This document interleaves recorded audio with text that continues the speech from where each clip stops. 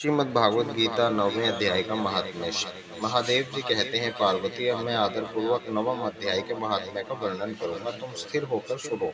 नर्मदा के तट पर महेशमती नामक एक नगरी थी। वहां माधव नाम के एक ब्राह्मण रहते थे, जो वेद वेदों का तत्व यज्ञ और समय समय पर आने वाले अतिथियों के प्रेमी थे। उन्होंने विद्या विद्या के द्वारा बहुत धन कमाकर एक महान यज्ञ का अनुष्ठान आरंभ किया। उस यज्ञ में बलि देने के लिए एक बकरा मंगाया। अब उसके शरीर की पूजा हो गई। तब उस सबको आश्चर्य में डालते हुए उस बकरे ने हंसकर उच्च स्वर में कहा, ब्राह्मण, इन बहुत से यज्ञों द्वारा क्या लाभ है? इसका फल तो नष्ट हो जाने वाला है। ये जन्म, जरा और मृत्यु के भी कारण है। यह सब करने पर भी मेरी जो वर्तमान दशा है, इसे देख लो। बकरे के इस अत्यंत कौतूहलजनक वचन को सुनकर यज्ञ मंडप में रहने वाले सभी लोग बहुत ही विस्मित हुए। तब ये यजमान ब्राह्मण हाथ जोड़कर अपलक नेत्रों से देखते हुए बकरे को प्रणाम करके श्रद्धा और आदर पूर्वक पूछने लगे। ब्राह्मण बोले, आप किस जाति के थे? आपका स्वभाव और आचरण कैसा था तथा किस कर्म से आपको बकरे की योनि प्राप्त हुई, वह सब मुझे बताइए। बकरा बोला, ब्राह्मण, मैं पूर्व जन्म में ब्राह्मणों के अत्यंत निर्मल कुल में उत्पन्न हुआ था। समस्त यज्ञों का अनुष्ठान करने वाला और वेद विद्या में प्रवीण था। एक दिन मेरी स्त्री ने भगवती दुर्गा की भक्ति से विनम्र होकर अपने बालक के रोग को शांति के लिए बलि देने के विमित मुझसे एक बकरा मंगाया था। तत्पश्चात वह चंडिका के मंदिर में वह बकरा मारा जाने लगा। उस समय उसकी माता ने मुझे श्राप दिया, ओ ब्राह्मण के नीच पापी, तू मेरे बच्चे का वध करना चाहता है, इसलिए तू भी बकरे की योनि में जन्म लेगा। दिग्विजय श्रेष्ठ। तब कालवश मृत्यु को प्राप्त होकर मैं बकरा हुआ। यद्यपि मैं पुरुष योनि में पड़ा हूँ, तो भी मुझे अपने पूर्व जन्मों का स्मरण बना हुआ है। ब्राह्मण, यदि आपको सुनने की उत्कृष्टता है तो मैं एक और भी आश्चर्यचकित बात बताता हूँ। कुरुक्षेत्र नाम का एक नगर है, जो मोक्ष प्रदान करने वाला है। वह चंद्र शर्मा नामक एक सूर्यवंशी राजा राज्य करते थे।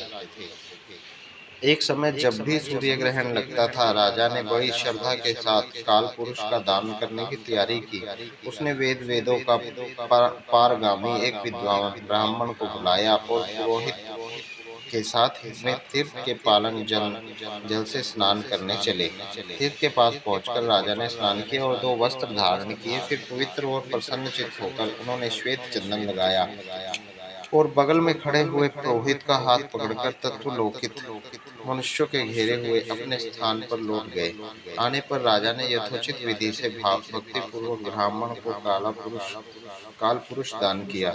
तब काल पुरुष का हृदय चीर कर उसमें से एक परमात्मा चंडाल प्रकट हुआ। फिर थोड़ी देर बाद निंदा भी चंडालिका का रूप धारण करके काल पुरुष के शरीर से निकली और ब्राह्मण के पास आ गई। इस प्रकार चंडालों का यह जोड़ी आंखें लाल किए निकली और ब्राह्मण के शरीर में हवा प्रवेश करने लगी। ब्राह्मण मन ही मन गीता के 9वें अध्याय का जप करते थे और राजा चुपचाप यह सब कौतुक देखने लगे। ब्राह्मण के अंतःकरण में भगवान गोविंद शयन करते थे, वे उन्हीं का ध्यान कर रहे थे।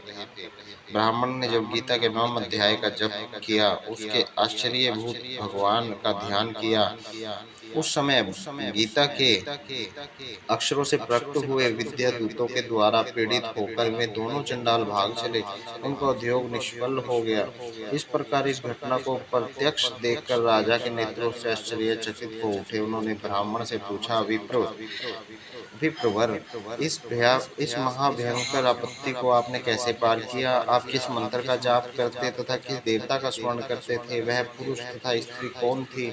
वे दोनों कैसे उपस्थित हुए? फिर वे शांत कैसे हो गए? यह सब मुझे बतलाइए। ब्राह्मण ने कहा, राजन, चंडाल का रूप धारण करके भयंकर पाप ही प्रकट हुआ था और वह स्त्री निंदा की साक्षात मूर्ति थी। मैं इन दोनों को ऐसे ही समझता हूँ। उस समय मैं गीता के 9वें अध्याय मंत्रों की माला जाप कर रहा था। उसी का महात्म्य है कि सारा संकट दूर हो गया। महीपते, मैं नित्य ही गीता के 9वें अध्याय का जाप करता हूँ। उसी के प्रभाव से प्रतिग्रह जनित आपत्तियों को पार हो सका हूँ। यह सुनकर राजा ने उसी ब्राह्मण से गीता के 9वें अध्याय का अभ्यास किया। फिर वे दोनों ही परम शांति को प्राप्त हो गए। यह कथा सुनकर ब्राह्मण ने बकरे को बंधन से मुक्त कर दिया और गीता के 9वें अध्याय अभ्यास के परम गीतों को प्राप्त हुए। प्राप्त हुई।